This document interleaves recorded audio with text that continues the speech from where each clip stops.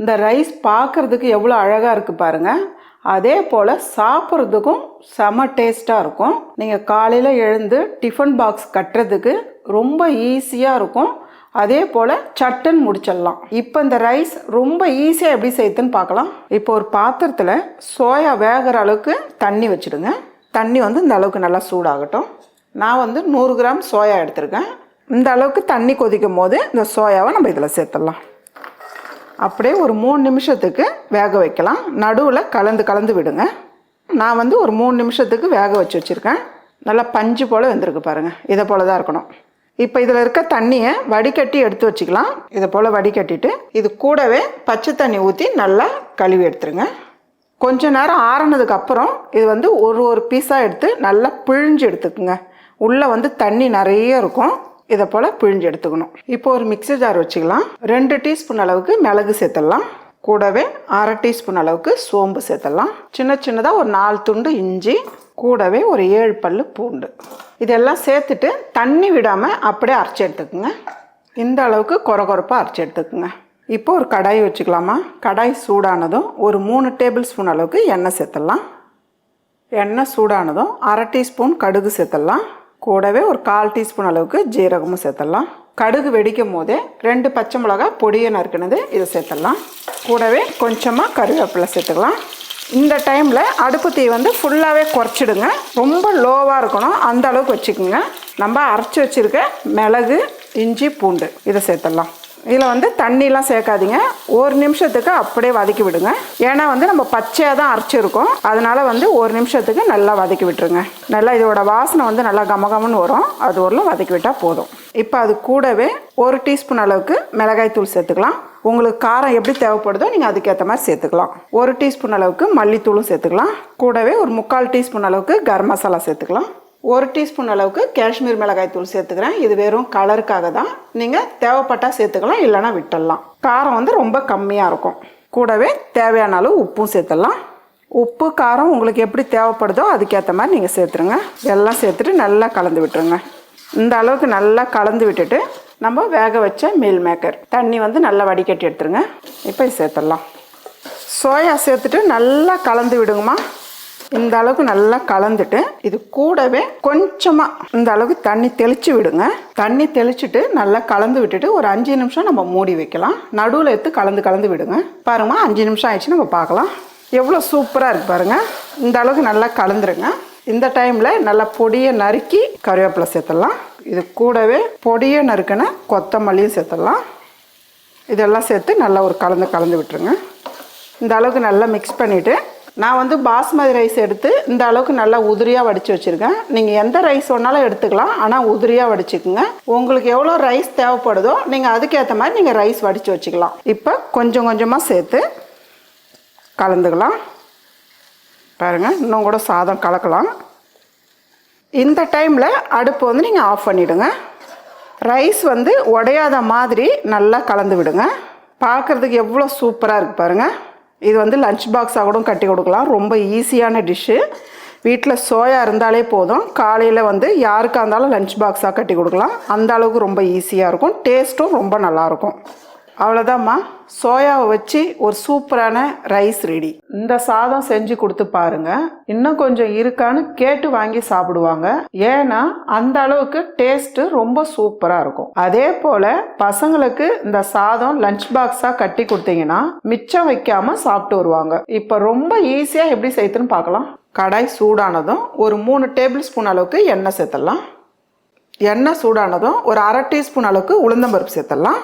கூடவே ஒரு 1/4 டீஸ்பூன் அளவுக்கு கடுகு சேர்த்துடலாம். கடுகு நல்லா வெடிக்கட்டும். அதே போல் உளுந்தம்பருப்பும் நல்லா செவந்து வந்துடணும். கூடவே சின்னதாக ஒரு பிரியாணி இலை, 2 கிராம்பு, ஒரு ஏலக்காய் சேர்த்துடலாம். 4 காஞ்ச மிளகாய் அப்படியே சேர்த்துருங்க, கட் பண்ணாமல். 5 பல்லு பொடியை நறுக்கின பூண்டு, கூடவே 2 பச்சை மிளகாய் பொடியை நறுக்கினது இதையும் சேர்த்து கொஞ்ச நேரம் வதக்கிடுங்க. கூடவே 4 பெரிய வெங்காயம் பொடியை நறுக்கியிருக்கேன், இதை சேர்த்துடலாம். வெங்காயம் சேர்த்துட்டு நல்லா வதக்கிடுங்கம்மா. ஃபஸ்ட்டு வெங்காயம் வதங்கும் போதே கொஞ்சமாக கருவேப்பிலை சேர்த்துக்கலாம். கூடவே 1 டீஸ்பூன் அளவுக்கு இஞ்சி பூண்டு பேஸ்ட்டும் சேர்த்துக்கலாம். வெங்காயம் இந்த அளவுக்கு நல்லா வதங்கியிருக்கணும். இந்த டைமில் நம்ம 3 பெரிய தக்காளி நல்லா பழுத்த தக்காளியாக எடுத்து பொடியை நறுக்கிக்குங்க. இதை சேர்த்துடலாம். கூடவே கொஞ்சமாக உப்பு சேர்த்துடலாம். இப்போ தக்காளி சேர்த்துட்டு நல்லா மசியாக வதக்கிடுங்கம்மா. தக்காளி இருக்கிறது தெரியக்கூடாது. அந்த அளவுக்கு நல்லா குழைய வதக்கிடுங்க.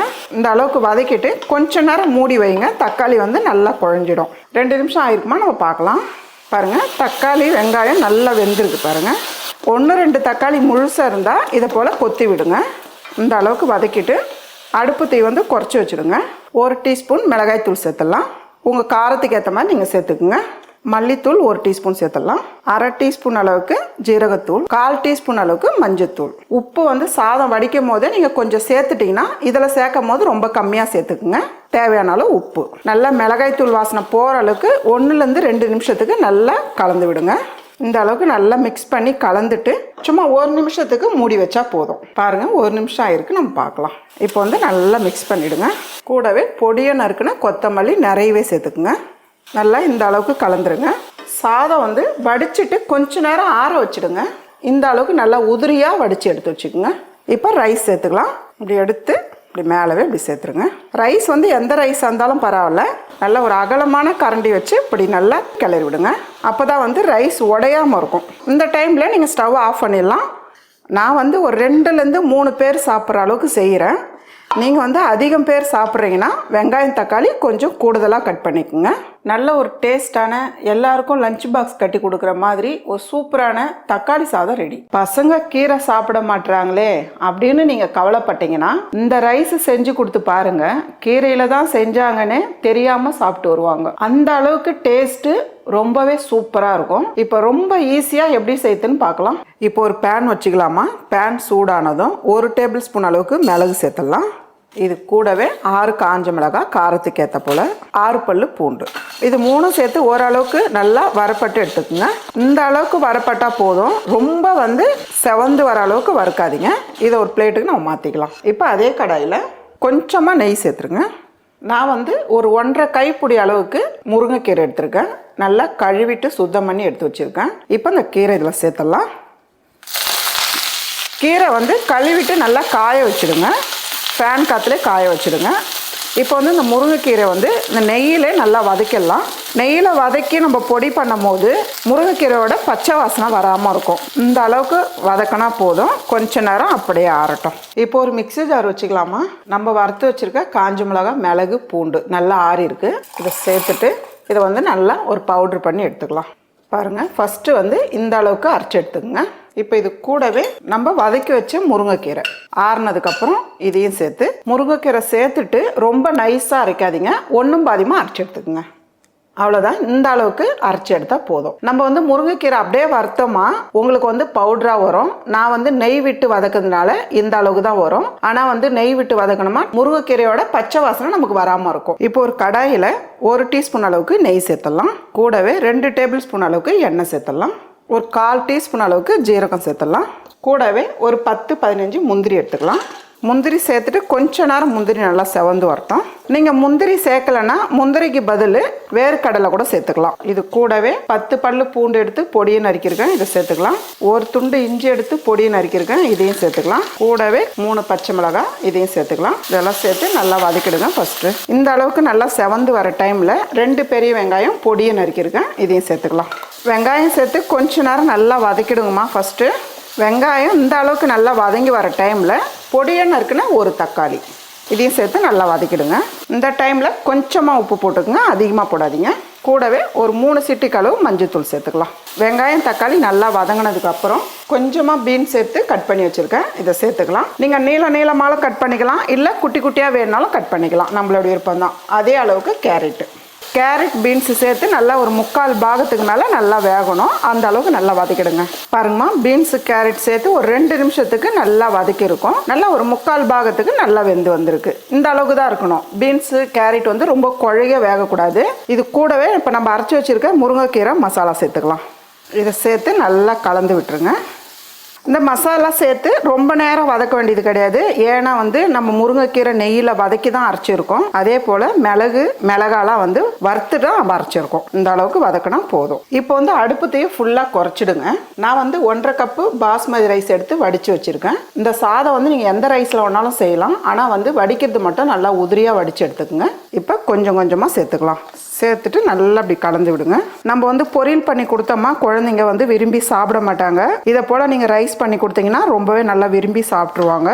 காரம் வந்து உங்களுக்கு எப்படி தேவைப்படுதோ நீங்கள் அதுக்கேற்ற மாதிரி காரம் சேர்த்துக்கலாம். அவ்வளோதாம்மா, நல்ல ஒரு ஹெல்த்தியான முருங்கைக்கீரை சாதம் ரெடி.